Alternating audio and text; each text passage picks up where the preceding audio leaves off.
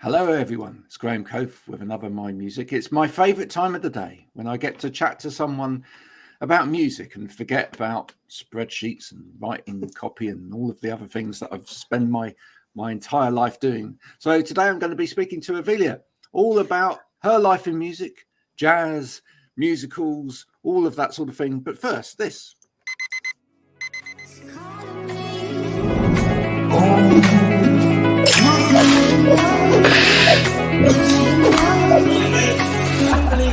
I need to get going, Mel. See you later.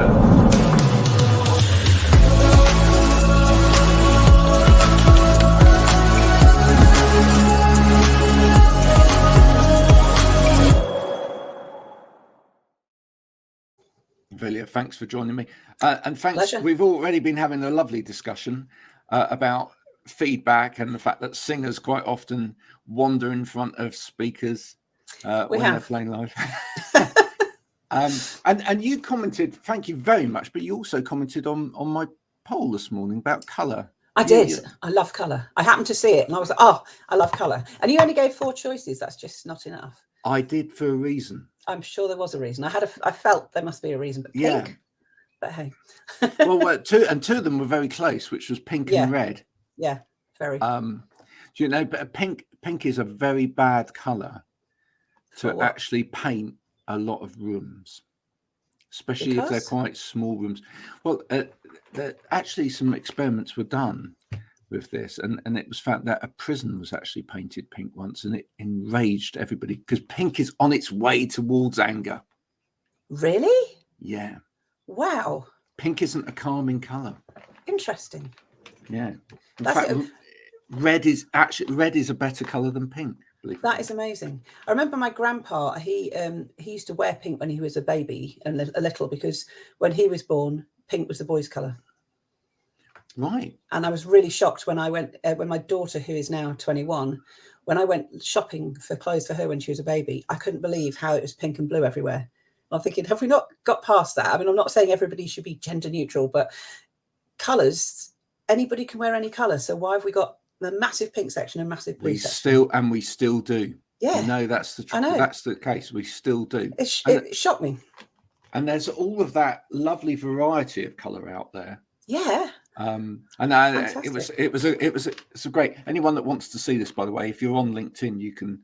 I know this is being broadcast to several platforms, but if you're on LinkedIn and you find my profile on there, you can take part in the wonderful debate that is colour and choice of colours this morning. But there are, and people were coming up with some lovely colours that you know, actual very specific types of yellow or very specific types of brown or whatever, which is absolutely lovely. I'm quite glad to see several people had purple. That's sort of mine. So yes, Moonling, who's listening, says pink every time. Fair enough. There you go.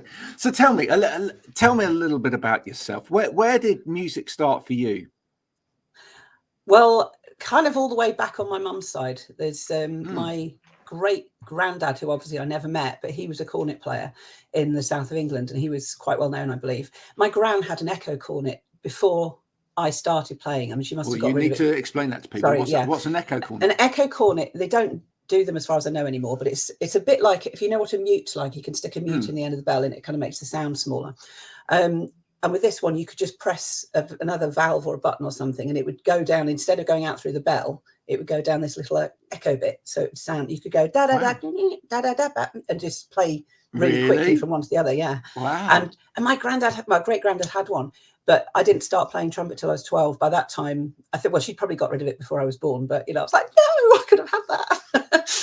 But yeah, so him, and then my gran was a musician, and I mean, she taught most of the time I knew her, but she could have gone to Europe doing opera and stuff, and her parents wouldn't let her, because that was back in the 20s. She was quite old when she had my mum, so it's kind of, but yeah, she went being a courier or whatever, you know, like a travel guide or whatever instead. I'm like, how is that better?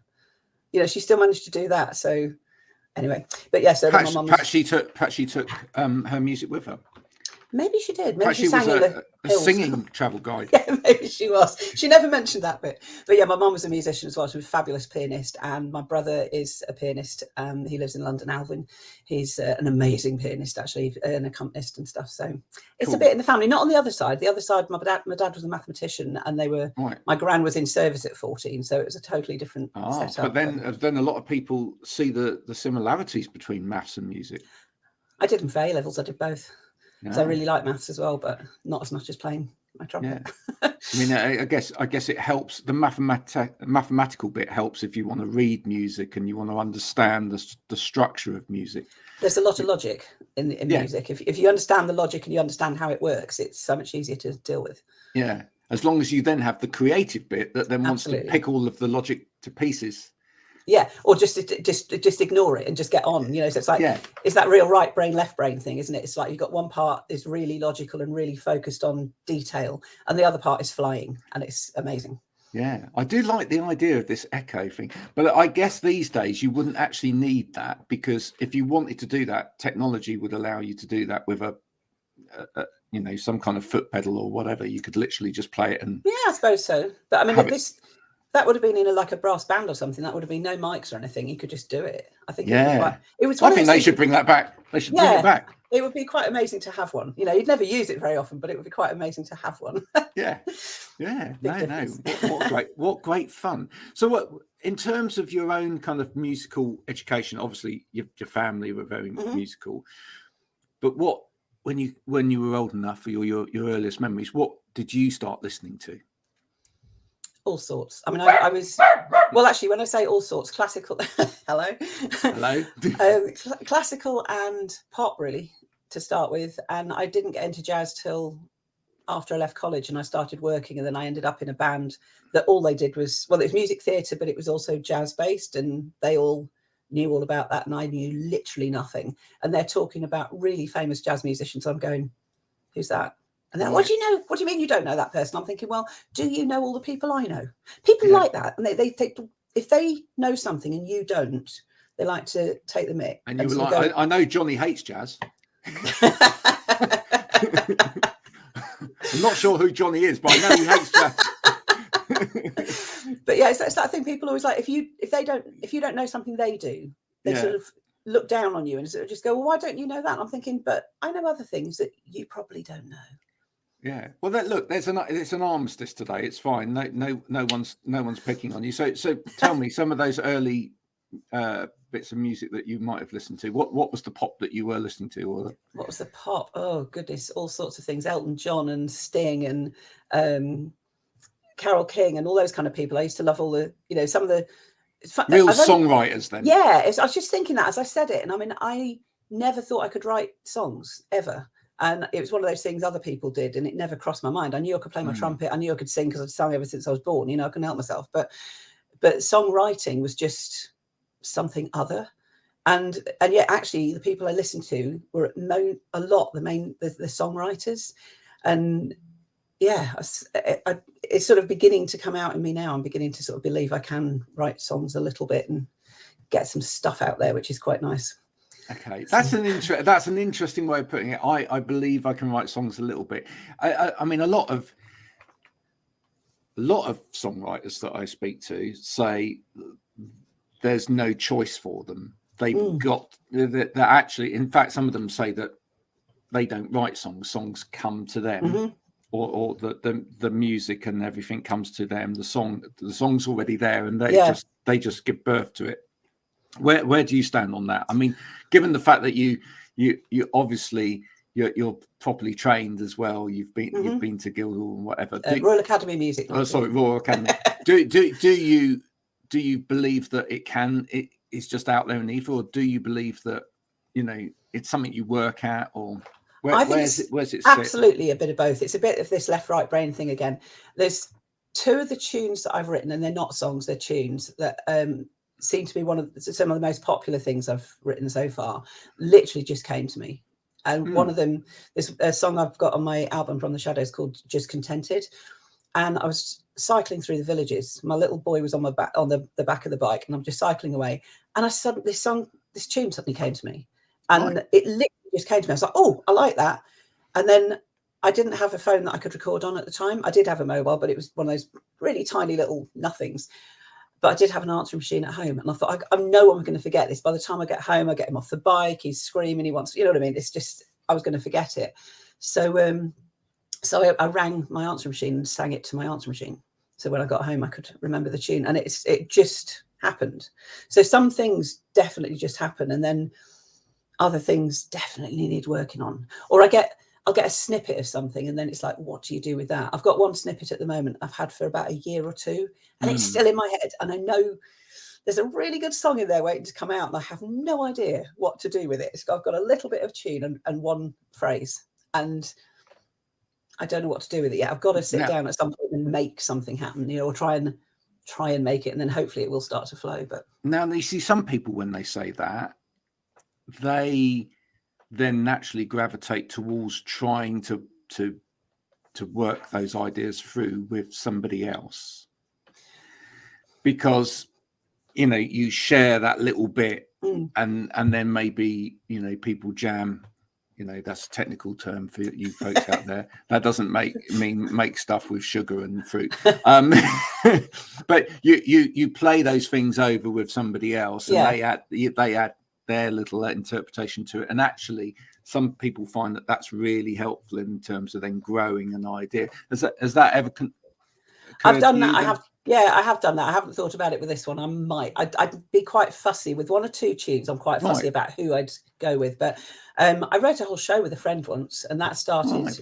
I had an idea in my head about one thing, and then it was one of those things. We were at school gates waiting for the kids to be picked up, and we're going, oh, she's so lucky she's got this, and she's got a big house, or she's got a husband who does whatever. It's always like she's got this, she's got that.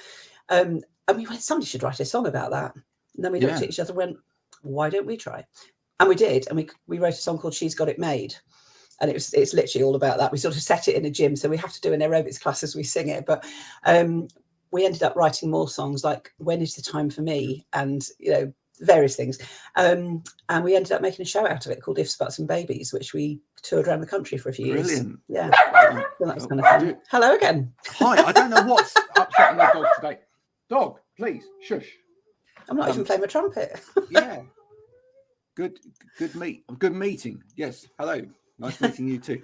I've been the same way. I'm quite a creative chap. I find that even things like ideas for writing, etc. And once I was sat in a service station and I thought, do you know what? This would make a great soap opera.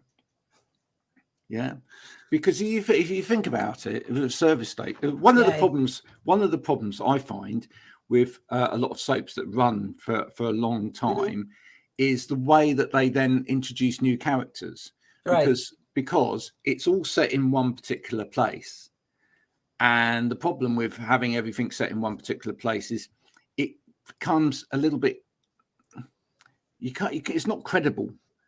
Some of the storylines of how people have come into that environment. Yeah. But the thought process was, in a service station, anybody could arrive at any moment. So you could so you could have a cool character set, but it would be really easy to introduce new characters because they would literally just be passing on through. Do you know what? That's a really good idea. It's a little bit like an advance on Victoria Wood's Dinner Ladies. It is. But you could have so many more characters in there. It'd be amazing. But you'd get it with one of those things, like with all the actors going, I want to be on that show if it got good. Everybody trying to get in there for a show. Tell you what, maybe you should write a song. Maybe what you should do one day is just go and sit in the service station for a couple of hours. Just people. That would be fun. watching people coming to and from, and just go, oh yeah, and just write a song about sort of like the. Do you know what? That's a really interesting idea. I will give that some thought. Yeah. So listen. So that was then. What got you into jazz then? What was the turnkey for you?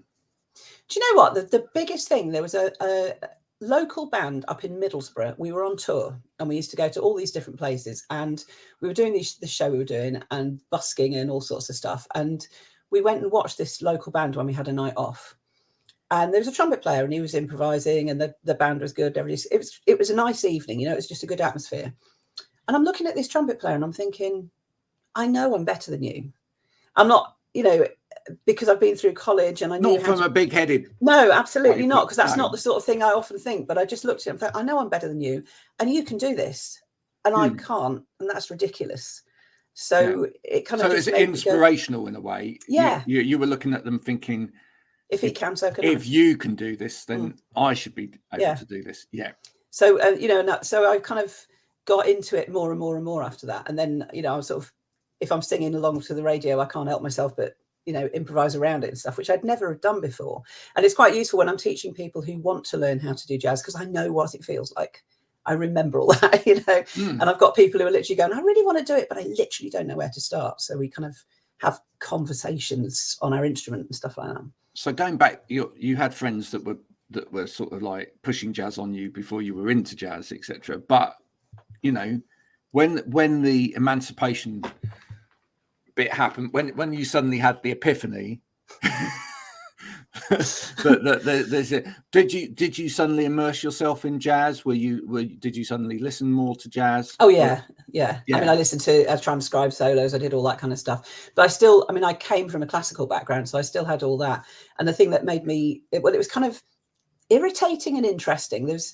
But it got to a point that all the people I've been at college with went, oh, she's a jazzer. And all the jazz people I hung out with went, she's a classical player. Right. And it felt like I just fell right down the middle. I'm like, I can do both. I've done that and I'm doing this.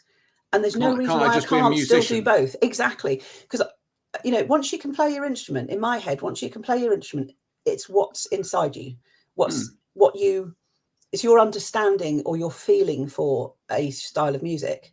And if you're into it, then you can do it with your trumpet, because the trumpet's just a kind of tool to get you there. And I don't understand why there's this whole diverse thing. Some people can't, but because they're not into it. But if you are into it, I don't see why not. And actually, I think that's kind of nonsense. I mean, some of the best musicians I know, and I grew up with one. I've spoken about him before on here, Troy Miller, right? Who was he's a drummer, and he's also drummer, percussionist, orchestrator, multi-instrumentalist. At the age of 10, when we were in a band together, and I was 14 and he was 10, he was he was just starting his journey, and his dad would have played him Bruce Springsteen and Bob Dylan to death. And I would have been playing him stuff like Marillion and Prog and all things like that. So he obviously had this grounding in all sorts of music, but he went on, studied classical and jazz and etc. And he's got all of those skills and those sensitivities, but he writes pop, and he writes soul, and he writes, Well, that's when you get some really good tunes, isn't it? Because people have got that background of, if you've got that knowledge and then you can put it where you want, that's amazing. Yeah, absolutely. And exactly how to craft it as well. Mm-hmm. And I think that's really, really important. So, do you have your favourites in the sort of the trumpet world, as it were? Yeah, gazillions of them. There's so many, really.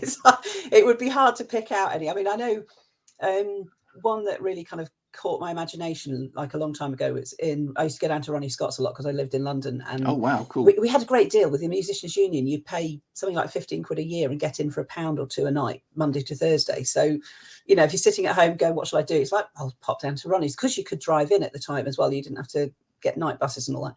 It was brilliant. And drive through jazz, listen to that. Yeah, there's Arturo Sandoval there, so I was hearing him do stuff, and then it's amazing. He was there the first few times he came. Everyone's going, oh, you've got to see this guy, he's amazing. And then it got to, I don't know if it's the British thing or what, and it just got to, yeah, well, he's not that good. He's not that good. He's just, they say he's not, I don't know, authentic, or he's something or other, they're sort of dissing him a bit. And I'm like, he's brilliant. I heard him do a line on My Funny Valentine. I've never heard that song before. When I heard him do it, I just loved the tune. I heard this tune. I was like, wow. Took me ages to find out what it was. And there's one line he did just near the end as a solo. And I was like, it was one of those just amazing. So he's one of those really fast, really high players. I mean, insane, blah, blah, blah, all over the place. Yeah. But he can put something more than that in, and you just do this slow, beautiful soaring line that just takes your breath away. So he's one. There's another guy called Marvin Stamm that I met in America a few times, and he's quite understated. I mean, very well known in the trumpet world, but quite understated, but beautiful playing. So I'm never, I don't know, the really, really fast jazz just because you can doesn't interest me very much. Right. There's some people who just like to do breakneck speed. Yeah. And I'm not saying it's never exciting, but it just gets to the point I just go, and I was always a little bit like that with guitarists. Right. Yeah. When they just turn up to 11 and go. Well, it's what I call widdly. Yeah, exactly. Where it's like, every solo is just as fast as it can be, lots of tapping on, tapping off, etc. But it's incredibly clever and technically brilliant. But sometimes it's almost like there's so much there that there's too much, And it doesn't feel like music so much. It feels more like a race or something. It's like it doesn't feel like, it can just feel like showing off. Yeah, and no kind of real expression or feeling. So yeah.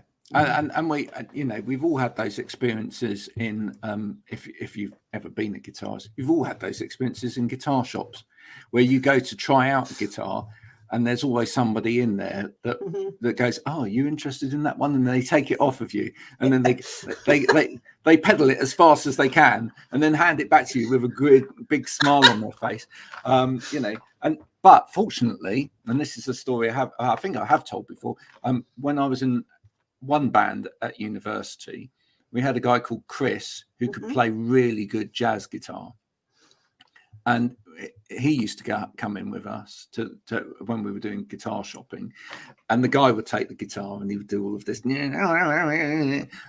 he'd take it back and he'd go, "Oh, interesting," and then he'd start playing jazz, and then he'd hand it back and go, "Would you like a go?" and they couldn't.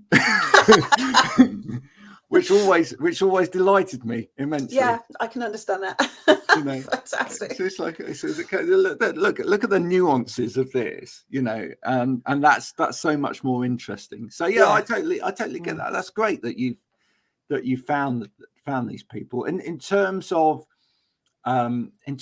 inspiration now for yourself, in terms of songwriting, do you take inspiration from other people that are writing currently, or is it literally just you shut everybody else out really when it comes to writing? Yeah, I do. I mean, I've been in a songwriters group over the last 2 or 3 years, which has been amazing, and they kind of just put some prompts out and you just go and write something about that, so that's been quite interesting, just to give me something to do. And when I wrote most of the stuff on my album From the Shadows, I had something I wanted to write about, like a subject or a feeling or something. So I just went with that, and sort of I think it's just the fact of all the music I've kind of had going around in my system for a long time, and the words and the reading and the life experience and all that. I think it just all kind of begins to come to, you're trying to write about something, and all that kind of hopefully comes in and helps you do it. And then, like we said, you've got to kind of, at some point, you've got to do a bit of crafting on there as well, because otherwise, nothing's ever going to come out completely fully fledged. I don't think. You've got to then do the detail stuff on it. But I think it's just a mix of everything that you already know. I think it would be quite hard to go to somebody too specifically, because it would be hard to not start doing what they do. I mean, I did do one thing. One of my tunes is called On the Way, and it's deliberately in my head based on South African Township. Right. Now, whether anybody who is really into that would recognize that instantly, I have no idea. But I wanted to do something because I love that sort of tune and I love playing all those things. Every single one I've ever played is in the key of F major, which probably doesn't mean something to everybody, but they're all in that key. And if I tried to do anything in that key, it came out of something else that I already heard.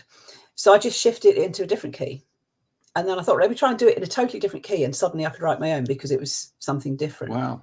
Yeah. And I have noticed with something I did a long, long time ago, there was an idea, funnily enough, coming from Arturo Sandoval when I did a demo with a band I had a long time ago. And he did a kind of a piccolo trumpet solo that was kind of quite classical type style, and then went into a funk piece. I went, what a great idea. So I said to the guys in the band, I want to do a bit of the Telemann trumpet concerto on my piccolo. And these are guys who've done, you know, calypso and pop and all this kind of stuff. And I'm like, just want to do a bit of classical. They're like, what? Because they had to play behind me. And then we're going into this funk track, and they were looking at me like I'd gone completely demented. So fortunately, I went, now I'm going to do it. And we did it. And at the end, I went, do you know what? That sounds quite good. I was like, thank you. Well, 2 or 3 years later, I found a recording of my inspiration for that. And it was nothing like, you know, it just shows how, I mean, for that one, it was an idea I'd had and it just simmered in my head. And then I'd gone to that thinking I was actually doing quite a copy. You know, I felt like I was making a copy of it really, but it was a demo, so it didn't really matter. And then when I heard it back, I was like, it was nothing like, because I've done my version, I guess. Yeah, and it's you actually can't be somebody else, even if you try. So yeah. You mentioned a really good little technique or tip there, and even people that don't understand keys, right, and or not that musically blessed, etc. But if you're if you're a guitarist and you're picking up a guitar or whatever, you might notice that if you move a capo on the guitar, okay, that actually playing the same thing but with a capo, it can sound completely different, and it gives it a completely different feel. So, yeah, you can do, if you do a tune in a different key than you normally do, you'll play a totally different sort of solo because it's in a different key. Yeah, which is can be quite interesting. Can be nightmare, but it can be quite interesting. Now, listen, in your little bio, thank you, that you sent me, etc. You mentioned some of the things that you've done in the past. There was a name on there that I recognised, which is Jane McDonald. Right. So did you actually ever play with Jane McDonald? Yeah. We did a tour. It was a really, really brilliant tour. We had such a good time doing it. And it was when my daughter was a few months old, and I got this tour, and I'm like, I am not doing this tour. It was mayhem, but you know, yeah, I did that tour with her, and she was brilliant. And I've worked with various people who have been, you know, people everybody thinks are wonderful and really not, but she was really genuine, really nice, and it was a good vibe. The whole band, it was just really good fun. Are you slightly jealous that you haven't got part of the travel around the world and holiday in different locations gig then? I mean, because that because I must admit, we watched that show thinking, oh, Jane, come on, take us with you. That would be kind of pretty cool. I must admit, it's like I did various bits of touring and, you know, going all over the world in different places, and I was traveling to America quite a bit and all that. And then I had the kids, and then my personal life went down the tubes completely, which meant it was really hard to kind of, well, it would almost impossible to actually tour. So I haven't really been able to tour for a long time, but you know, we're getting to the point where potentially I might be able to again. Yeah. So it was, you know, because trying to do wall-to-wall babysitters and touring doesn't really work. Yeah. So Jane, look, you know, if you're watching, right? Remember me. And you remember your friend here, and you know, you just want to maybe take her to the Maldives or something like that for a, you know, quick, yes, please, regroup. That would be great, wouldn't it? It would be pretty cool. Yeah, I could live with that. You could do some jazz. Yeah, together. Anything. Don't mind. No, exactly. I'm a freelance trumpet player. I'll do whatever. Yeah, you might have to do one of those corny videos that she does with the song at the end of these. But I mean, you know. Yeah, done it. I'm sure it really wouldn't matter. Listen, it's been an absolute pleasure talking to you today. Likewise. In terms of where people can hear your music, where's the best place for them to go? If you look up my name, Avelia Moisey, on Spotify, Apple Music, Amazon, you know, all the usual kind of, or wherever you normally stream and stuff, it's all on there. It's available on places like Amazon, and I don't know where else that you can buy stuff online, like MP3s and stuff. My website address is www.avelia.co.uk, and you can always contact me through that, and we've got CDs that you can actually buy, but that's just through me at the moment. Yeah, hold on. Ta-da! It's a real CD, folks, with real music on it. So yeah, all those, and my website is about to be updated. I've been working on it for the last couple of weeks, and I actually can do most of it myself now, which is exciting. So that's going to be coming out, like the new version is coming out, same address, but coming out in a week or so, hopefully. I said that about a year ago, and I said it's going to come out soon, and didn't. So I'm slightly wary of saying that, but it's that close to being ready now. So hopefully the new version will come out, because when you start doing something new, the old one looks like nah, and you just need the new one out. So yeah, you do. Stephen, who's a fan of the show, says check out the trumpet playing by the Sutton Town Ultras on Twitter. There you go. There's another one. Okay, we'll have to do that. Yeah. Actually, maybe we can arrange that as well. Maybe if they're on Twitter, maybe we can tag them in. Maybe we can get them to do a special gig with Avelia. Would be cool. we can make these things happen. All this collaboration going on. Fantastic. Yeah, absolutely. Collabs are the way forward. Put it this way, look at all of the young whippersnappers out there. They're all doing collab albums all the time. Absolutely. At the moment. Yeah, that's just a project within a project. Really, when you're waiting for the next album to come out, you just collab with people for 5 minutes or so. There you go. To do that with a friend from America. She's coming over in August, and she's going to come and stay for a couple of days. We've never actually met except online, but we have written one song together already. So we're hoping to write another one and maybe even record it while she's here. And what does she do? What does she? She's a singer and pianist and stuff. So she's, I knew there was going to be piano in there somewhere. Yeah, I know, it's really handy. I can bash away stuff, but not like I want to actually play piano for anybody else. That's fantastic. Avelia, thanks for joining me today. Thanks for having me. Hope you've enjoyed this Another My Music. You can listen to this again on Spotify. It will also be going out on Blue Torch Radio tomorrow at 7 o'clock as well. So until then, bye for now. Thank you.